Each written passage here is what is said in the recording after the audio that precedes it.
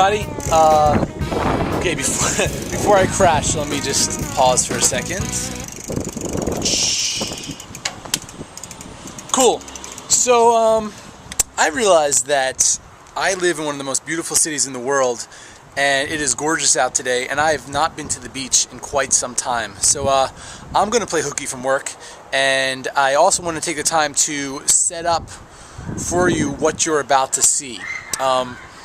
So this shows you that, yeah, man, I practice what I preach, and part of the whole Tony thing is take massive action. So immediately when I came home, I started a 30-day success personal power program in which involved me and one of my partners waking up at 6 in the morning to go to the park and do these things every single day. And even better, we documented it. So what you're about to see is day 9 of our 30-day personal power experiment. I call them living case studies because, you know, I kind of, you always, my biggest pet peeve with these like testimonies of like any personal empowerment or like these marketing programs like make money or lose weight now and all these things is that, you know, you see a before and after picture, let's say with the weight loss, right? And some guy's like, thank you so much, and because of you, you know, before I was living in my car with one sock, and now, you know, there's 30 women around me and I have a jet airplane. But they never show you the exact steps of what they did, like while they're doing it. It's just like a before and an after.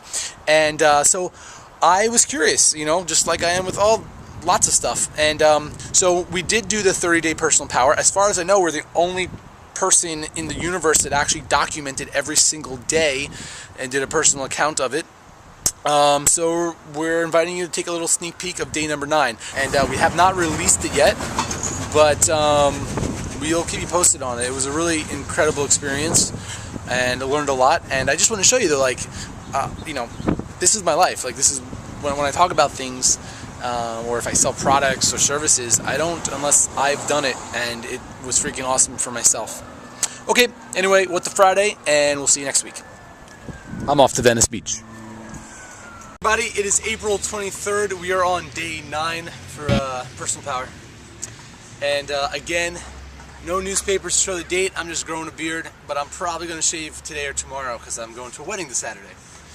Okay, so today was actually a very, very interesting exercise day. But what I mean by that is both Ron and myself, we try to workshop after we do the tapes. We try to, you know, turn it off and then workshop back and forth to each other. One of the things you don't have to be, but the way we've found success in doing this is that you're accountable, and to promote doing it rather than listening in the car, you know, we go to the park and we go back and forth. You guys, listen, it's day 9. If you don't know what's going on, you know. So anyway, today was just powerful because both of us discovered some really interesting things.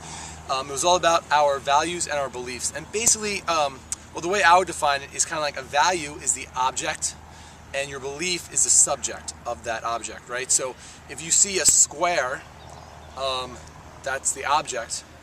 But let's say it's not even a square though, it's just, you know, like a 4-cornered thing. Then your belief is 4-cornered things are squares. Someone else's belief are 4-cornered things are circles. They look at that and they're like, that's a circle. What I mean by that is that our values is the target, but our beliefs is how we know that we reached our target.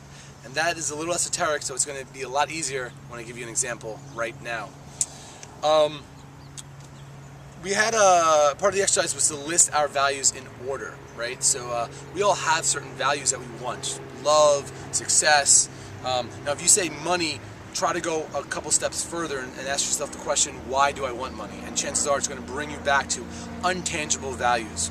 What will money get you? So other values might be freedom, other values might be security. And we all have them, but we all have different priorities of them. So for the exercise was for us to list our values in order of priority. So for me, one of my top values was freedom. Okay, so that's the value. But the belief then is, what does that mean? Define freedom. What does freedom mean to you? How do you know when you reach freedom? And this is where the exercise got interesting, because I've always defined freedom, and I didn't know this until I did the exercise, as kind of doing my own thing, marching to my own beat of my drum. And that's helped me out in life, but it's also limited me in this way. My social group, my peer group, at the time when I was in New York working on Wall Street, were people, let's say, of high salaries, people that worked a lot hours, and people that just didn't really embrace other aspects of life, traditionally alternative modalities for health and wellness. And that's shaped me for who I am. If my value is to be different and freedom, or I'm sorry, my belief to freedom is to do my own thing, well, I moved out to California, left New York, got out of the Wall Street job, started my own business, and got into alternative, all these other modalities that like no one ever did. You know, no one even thought about doing back in New York in my group. However, you know, one of those other things was that my friends were working like 80 hours a week, and I associated that with not free. And I started working like 5 to 10 hours a week, and then I associated being lazy with being free. Okay, you see how this starts being a limiting belief on this value? So activities, low-level activities such as television, drinking, alcohol, complete laziness, let's say, sleeping in late, were associated with actually my values, because I believed that that was the opposite and the difference of the people that are working 80 hours a week, so on and so forth. Now, I'm not saying don't do those activities, and you guys know on Sunday, Ron and I slept in. It was awesome. And though I'm committing for the next 30 days not to have any alcohol, just to see what it's like, because it's been a while since I've gone 30 days without alcohol. I'm not saying I'm getting wasted every night, but you know, there's a lot of social activities in which I'm involved in, from work and from personal relationships, where you go out and have a beer. And I want to see if I could, you know, still be in that state of kind of loose and hanging out without having alcohol in my system.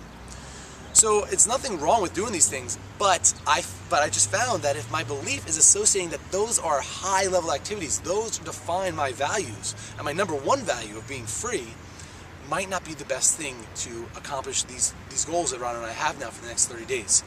So my new belief is that